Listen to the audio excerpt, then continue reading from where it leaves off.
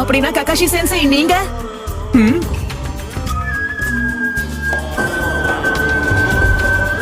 என்ன நடக்குதுங்க? ஏன் அவளோட கிராமத்தை பத்தி அவளுக்கு எந்த நினைவுகளும் இல்ல? அடி பெண்ணே, ஒரு முறை நீ சிரித்தால் என் நெஞ்சுக்குள்ளே மழையடிக்கும். அடி பெண்ணே, ஒரு முறை நீ சிரித்தால் என் நெஞ்சுக்குள்ளே மழையடிக்கும். என்ன அங்க இருக்கும்போது நீ அமைதியா தானே இருந்த?